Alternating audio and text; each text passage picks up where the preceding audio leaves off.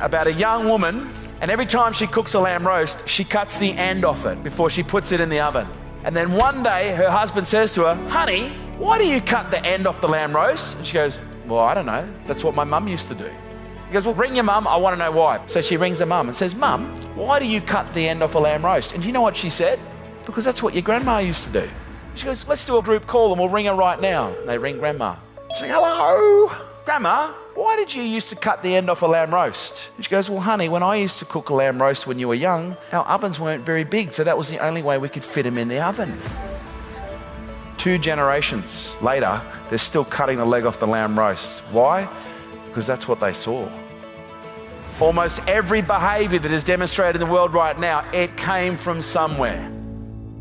And at some point, somebody, please stand up and take responsibility. Because we can point to somebody else. That's the fucking easy part. Anyone can blame. But at what point do we stand in front of the mirror and point at ourselves and go, "You know what? Maybe I'm actually part of the problem."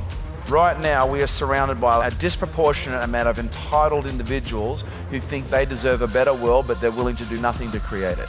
All the dysfunction we're seeing in the world, it's not new, it's been there forever. It's now visible because of social media.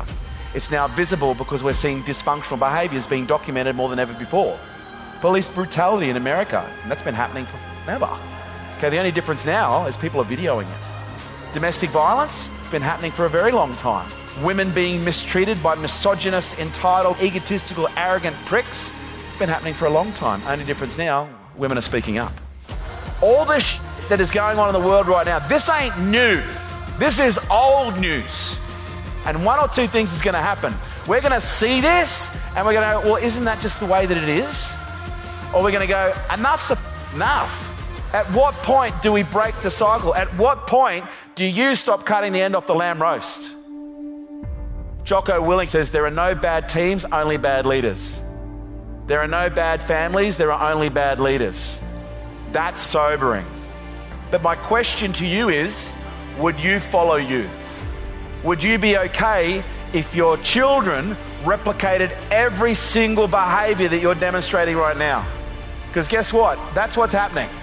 You're either an example or you're a warning. Choose wisely.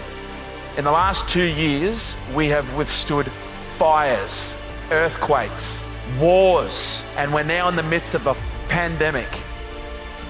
Pain is not insignificant. Pain, based on history, has been the greatest awakener that this world has ever seen.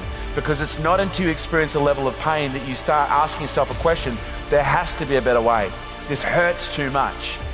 There has never been more potential waiting to be unleashed than there is in this moment right now.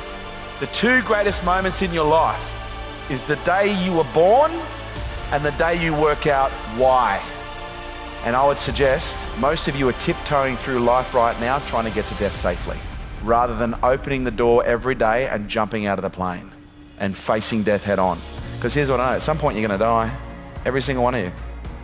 But there's one thing that lives forever, and do you know what that is? It's legacy. And my question to you is, what do you want your legacy to be? What do you want to be remembered for? Because right now, you are writing in the history books your legacy.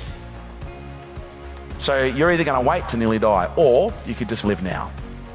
The choice is yours. And have you ever watched a good movie where there was just that surprise twist at the ending that you didn't see coming? Maybe that's going to be your life. Maybe there's about to be a massive plot twist. And maybe that massive plot twist is a change in trajectory in your life and a change in the trajectory of every single person who knows you. But you need to find something that you're willing to die for, and then you need to live for it.